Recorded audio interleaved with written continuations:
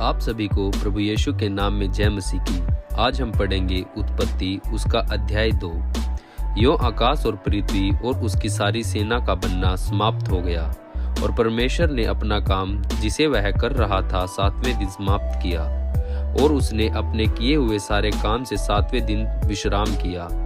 और परमेश्वर ने 7वें दिन को आशीष दी और पवित्र ठहराया, क्योंकि उसमें उसने अपनी सृष्टि की रचना के सारे काम से विश्राम लिया।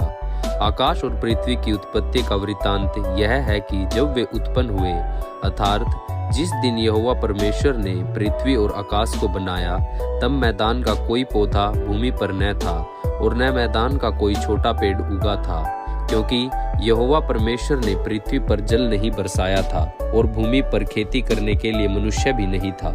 तो भी कोहरा पृथ्वी से उठता था, जिससे सारी भूमि सिंच जाती थी।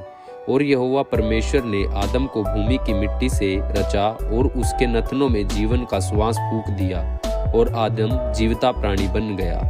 और यहोवा परमेश्वर ने पूर्व की ओर अदीन देश में एक वाटिका लगाई और वहां आदम को जिसे उसने रचा था रख दिया। और यहोवा परमेश्वर ने भूमि से सब भांति के वृक्ष जो देखने में मनोहर और जिनके फल खाने में अच्छे हैं उगाए, और वाटिका के बीच में जीवन के वृक्ष को और भले या बुरे के ज्ञान के वृक्ष को भी लगाया। और उस वाटिका को सींचने के लिए एक महानदी अदन से निकली और वहां से आगे बहकर 4 धाराओं में हो गई। पहली धारा का नाम पिशोन है। यह वही है जो हवीला नाम के सारे देश को, जहां सोना मिलता है, घेरे हुए है। उस देश का सोना चोखा होता है, वहां मोती और सुलेमानी पत्थर भी मिलते हैं। और दूसरी नदी का नाम गिहोन है। यह वही है जो कुश के सारे देश को घेरे हुए है। और तीसरी नदी का नाम हिद्देकेल है। यह वही है जो अश्शूर के पूर्व की ओर बहती है। और चौथी नदी का नाम फरात है। तब यहोवा परमेश्वर ने आदम को लेकर अदन की वाटिका में रख दिया कि वह उसमें काम करे और उसकी रक्षा करे। तब यहोवा परमेश्वर ने आदम को यह आज्ञा दी कि तू वाटिका के सब वृक्षों का फल बिना खटके खा सकता है, पर भले या बुरे के ज्ञान का जो वृक्ष है उसका फल तू कभी न खाना, क्योंकि जिस दिन तू उसका फल खाए उसी दिन अवश्य मर जाएगा। फिर यहोवा परमेश्वर ने कहा, आदम का अकेला रहना अच्छा नहीं, मैं उसके लिए एक ऐसा सहायक बनाऊंगा जो उससे मेल खाए। और यहोवा परमेश्वर भूमि में से सब जातियों के बेनेल पशुओं और आकाश के सब भांति के पक्षियों को रचकर आदम के पास ले आया कि देखे कि वह उनका क्या क्या नाम रखता है।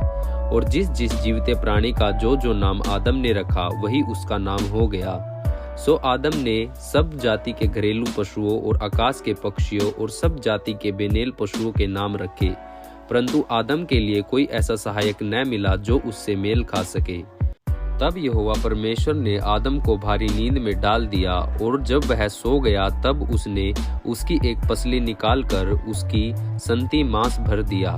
और यहोवा परमेश्वर ने उस पसली को जो उसने आदम में से निकाली थी स्त्री बना दिया और उसको आदम के पास ले आया।